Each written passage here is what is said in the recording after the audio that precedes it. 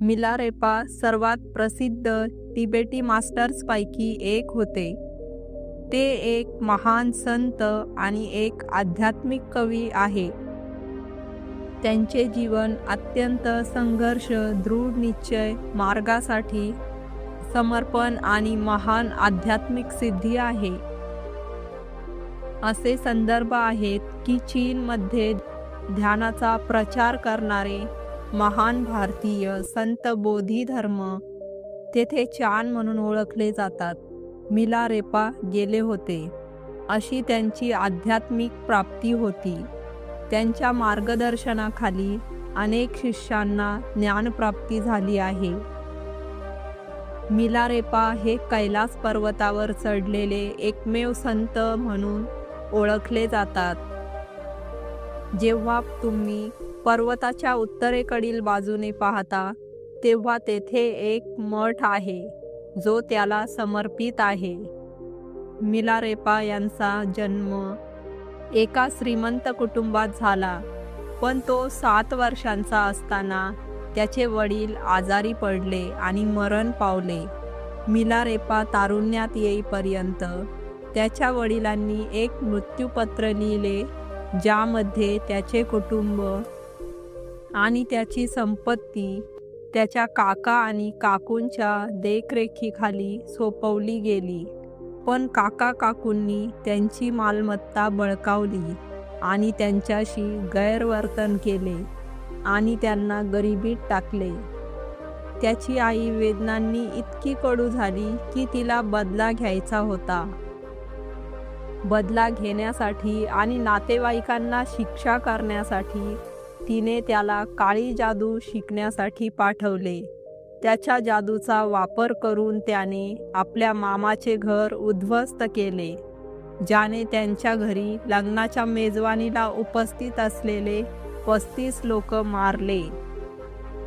याला ग्रामस्थांनी प्रत्युत्तर दिले, तर मिलारेपा यांनीही त्यांच्या धमक्यांना प्रतिसाद म्हणून गावकऱ्यांचे पीक नष्ट करण्यासाठी गारपीट पाठवली.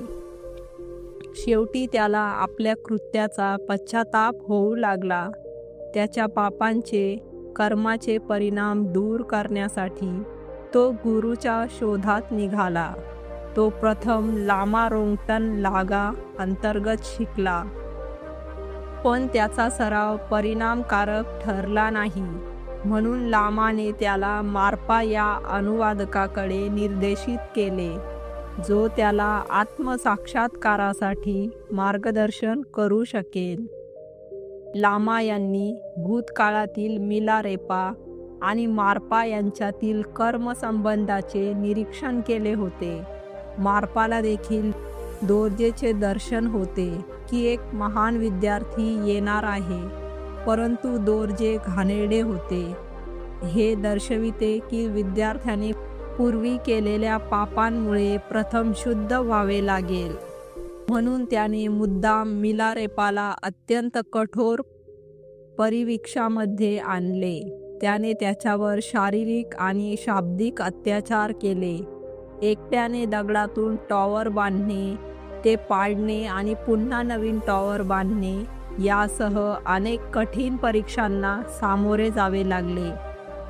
असे 4 वेळा घडले आणि या सर्व प्रदीर्घ खडतर प्रवासात जेव्हा केव्हा मिलारेपा मार्पाकडून शिकवण्याची विनंती करत असे किंवा काही ज्ञानाच्या तळमळीने शिक्षकांच्या वर्गात डोकावून जात असे, तेव्हा त्याला शिक्षा केली गेली किंवा शारीरिक मारहाण करून वर्गाबाहेर हाकलून दिले. त्याने काही प्रसंगी मार्पाच्या पत्नीने दिलेल्या भेटवस्तू किंवा पिरोजा अर्पण करून दीक्षा मागण्याचा प्रयत्न केला. पण जेव्हा मार्पाला हे त्याच्या पत्नीच्या भेटवस्तू किंवा रत्न असल्याचे आढळले, तेव्हा त्याने चापट मारली आणि मिलारेपाला जमिनीवर फेकले. अशाच एका प्रसंगावर मार्पाने मिलारेपाला बोलावून विचारले की तो मार्पावर रागावला आहे की त्याच्याबद्दल काही नकारात्मक विचार आहेत.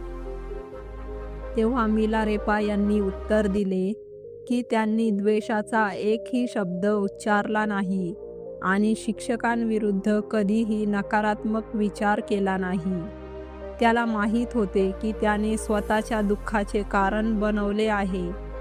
लामाच्या पत्नीने मिलारेपाला दया दाखवून काही शिकवणी दिली, पण त्यामुळे त्याला कोणताही आंतरिक अनुभव मिळाला नाही. एकदा मार्पाच्या पत्नीने मार्पाच्या नावाने एक पत्र बनवून लामा एनगोक्का, जो की मार्पाचा विद्यार्थी होता, यांना मार्पा व्यस्त असल्याचे सांगून मिलारेपाला शिकवण्याची विनंती केली. तथापि मिलारेपा यांना त्या शिकवणीचा सराव करून लाभ मिळू शकला नाही. जेव्हा मार्पाला नंतर अशा कपटीबद्दल कळले तेव्हा तो त्या सर्वांवर खूप रागावला व शिकवणी मिळवण्याच्या या सर्व हताशपणाने मिलारेपा यांना आत्महत्येपर्यंत ढकलले. लामा एनगोक्का यांनी त्याला असे करण्यापासून रोखले आणि समजावून सांगितले की जर तो त्याच्या वेळेपूर्वी मेला तर तो देवाला मारण्याचे पाप करेल. तेव्हाच अनेक भिक्षूंनी आणि अगदी त्यांच्या पत्नीने मार्पाला शांत करण्याचा प्रयत्न केला आणि शेवटी तो मिलारेपाला विद्यार्थी म्हणून घेण्यास सहमत झाला. त्यानंतर मार्पाने खुलासा केला की मिलारेपाला सर्व वाईट कृत्यांपासून शुद्ध होण्यासाठी आणि त्याची पापे पुसून टाकण्यासाठी मोठ्या परीक्षांच्या मालिकेला सामोरे जावे लागले आणि वाढत्या कठोर कामाचे ओझे त्यांच्यावर टाकण्यात आले. मिलारेपाला मार्पाकडून अनेक शिकवणी, प्रथा आणि अगदी गुप्त दीक्षा मिळाल्या. त्याला जवळच्या गुहेत 11 महिने मध्यस्थी करण्यास सांगण्यात आले. मिलारेपा यांना त्यांच्या पहिल्या प्रत्यक्ष व्यवहारात अनेक आध्यात्मिक आणि अंतर्ज्ञानी अनुभव आले. त्याला समजले की हे भौतिक शरीर आणि चेतना कारण आणि परिणामाच्या साखळ्यांमुळे एकत्र आले आहेत. मुख्य कारणांपैकी एक म्हणजे अज्ञान. त्यांनी या शरीरांचा क्षणिक शृंगार, शरीराच्या जन्म आणि मृत्यूच्या चक्रीय नियम आणि कर्माचा दैवी नियम समजून घेतला. या देहांचे महत्त्व आणि ते स्वतःच्या विकासासाठी असलेले वरदान त्यांना कळले. तसेच हे माहीत नसल्यामुळे इतर कसे विचलित होऊ शकतात आणि त्यांनी ऑफर केलेल्या संधीचा उपयोग करू शकत नाहीत. त्यांनी हे पूर्णपणे ओळखले की आपण बोधिचित्त विकसित करू शकतो, स्वतःच्या मुक्तीसाठी प्रयत्न करून नव्हे तर केवळ सर्व प्राण्यांच्या मुक्तीसाठी कार्य करून. बोधचित्त म्हणजे चेतना बौद्धिक किंवा अंतर्ज्ञानी स्तरावर वाढवणे, जसे की ग्रहशांती ध्यानादरम्यान अनुभवले जाते आणि ते टिकवून ठेवते. योग्य आकलन होण्यासाठी मानसिक शांतता आणि विवेकी मन या अत्यावश्यक गोष्टी आहेत, असे त्यांचे मत होते. तो शिकला की आपण इतरांच्या फायद्यासाठी करुणेने वागले पाहिजे. यासाठी ध्यानाबरोबरच सेवा आणि आत्मशुद्धी करणे आवश्यक आहे. त्यांचा असा विश्वास होता की सर्व ध्यानांची सुरुवात करुणा आणि प्रेमातून झाली पाहिजे. मिलारेपा यांनी बुद्ध धर्म आणि संघ या 3 रत्नांचा आश्रय घेतला. त्याने ओळखले की सर्व आनंदाचे स्रोत त्याचे गुरु मार्पा आहेत आणि म्हणून त्याने त्याच्या सर्व सूचना पूर्ण करणे आणि त्याच्याशी एक प्राचीन आध्यात्मिक बंधन राखणे याला अत्यंत महत्त्व दिले. एका रात्री मिलारेपाला एका तरुण निळ्या डाकिनीचे स्वप्न पडले, ज्याने त्याला सांगितले की त्याच्याकडे अद्याप काही विशेष शिकवण नाही आणि त्याने ते मागणे आवश्यक आहे.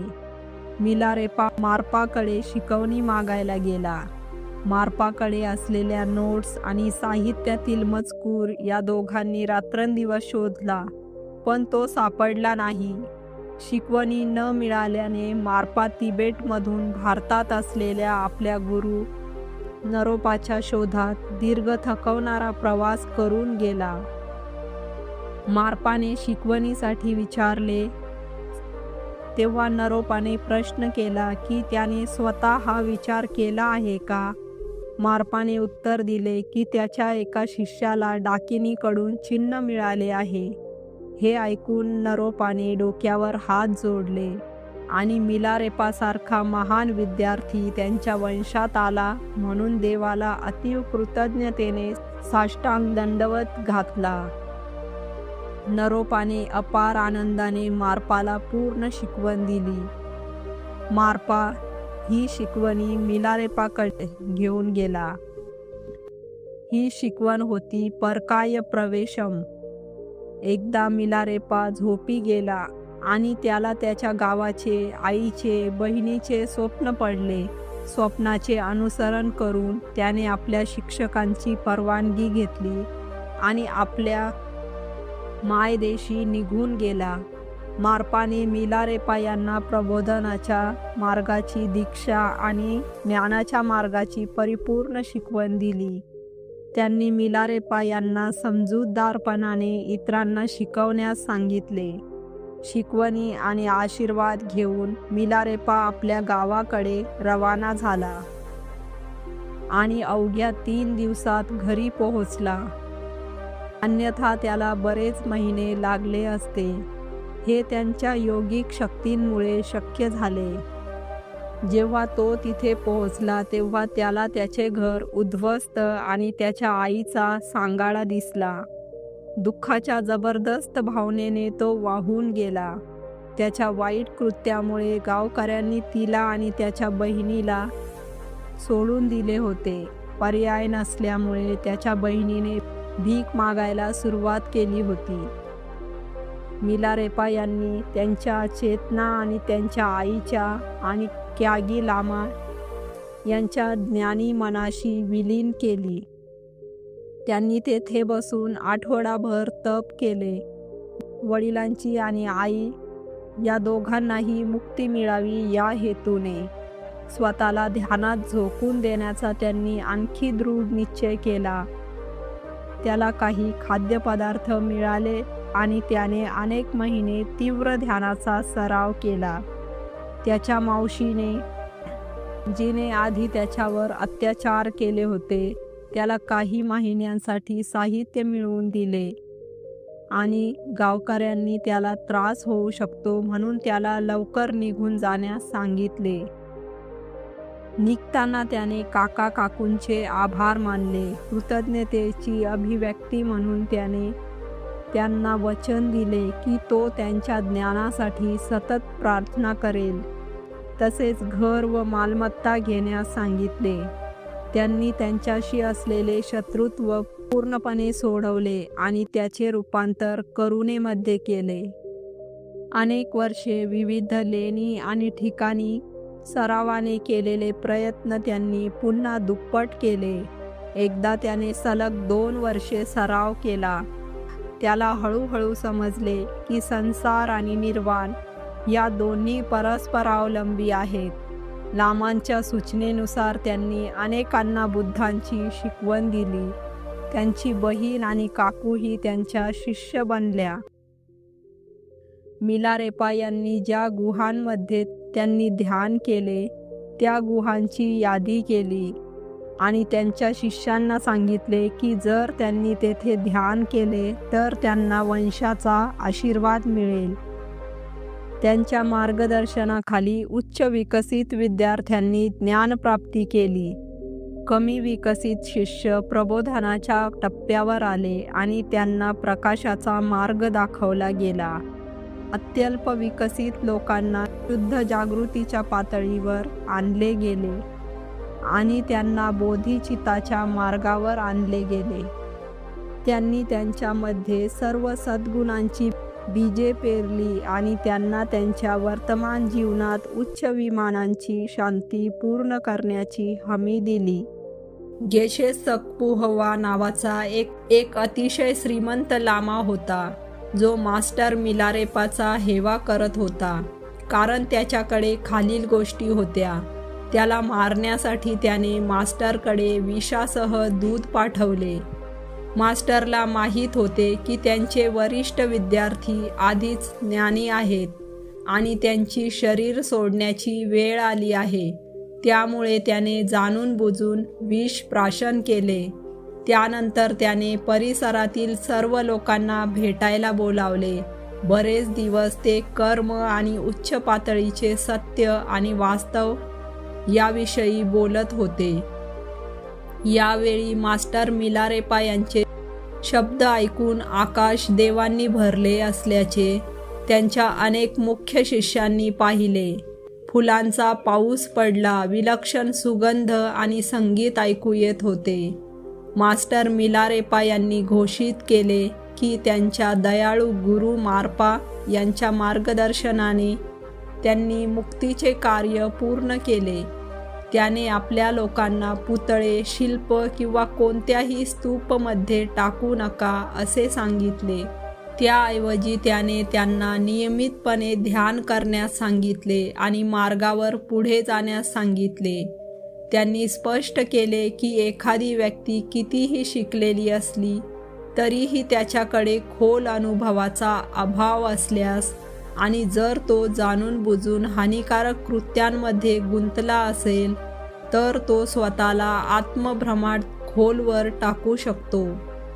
मग मिलारेपाला आजारपणाची गंभीर लक्षणे दिसू लागल्याने गेशे आला आणि त्याची चौकशी करण्याचे नाटक केले.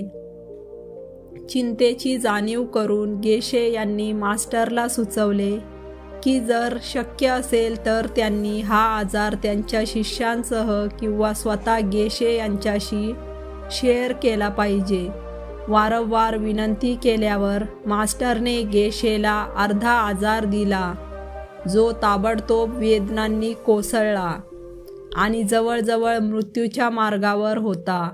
पश्चातापाने भरलेल्या गेशेने स्वतःला, त्याचे घर, संपत्ती आणि मालमत्ता मिलारेपाला अर्पण केली आणि प्रामाणिकपणे क्षमा मागितली. गेशे संसाराचा त्याग करून त्यांचे भक्त झाले. मास्टर मिलारेपा एकाच वेळी अनेक घरांमध्ये आणि अनेक ठिकाणी अनेक लोकांना दिसले. वयाच्या 84व्या वर्षी त्यांचे निर्वाण झाले. त्यांच्या निधनाच्या वेळी इंद्रधनुष्य आणि रंगीबेरंगी ढग दिसले. निघण्यापूर्वी मास्टर मिलारेपा यांनी पुष्टी केली, तुला पाहिजे तेथे मला बोलवा. जिथे जिथे तू मला विश्वासाने बोलावशील तिथे मी तुझ्या पाठीशी असेन, असे मिलारेपा यांनी सांगितले. मिलारेपाची कथा दाखवते की एखादी व्यक्ती प्रचंड नकारात्मक कर्माच्या सामानासह देखील कसे बदलू शकते, वैयक्तिक प्रगती साधू शकते, योग्य मार्गावर पाऊल टाकू शकते, यश मिळवू शकते आणि स्वतः शिक्षक बनू शकते, इतरांना प्रशिक्षित करू शकते आणि त्याच जीवनात निर्वाणही प्राप्त करू शकते. भविष्य खरोखर गतिमान आहे आणि आपल्या स्वतःच्या हातात आहे. तुम्ही सुद्धा अशाच दृढ निश्चयाने, चिकाटीने, गुरूंबद्दल आदर बाळगून, स्वतःच्या आणि इतरांच्या मुक्तीचा आग्रह धरून, करुणेपोटी शिकवणीची सेवा आणि प्रसार करून हे साध्य करू शकता. काका काकूंना माफ करून त्यांच्याप्रती कृतज्ञता व्यक्त करण्याचा मिलारेपा यांचा पराक्रम ही वाखाणण्याजोगा आहे. तर फ्रेंड्स, स्पिरिच्युअल लॉर्ड बुद्धा चॅनलवरील कथा आवडल्यास आपल्या मित्र व परिवारासोबत शेअर नक्की करा आणि लाईक करून सबस्क्राईब करायला विसरू नका. Have a nice day. नमो बुद्धाय.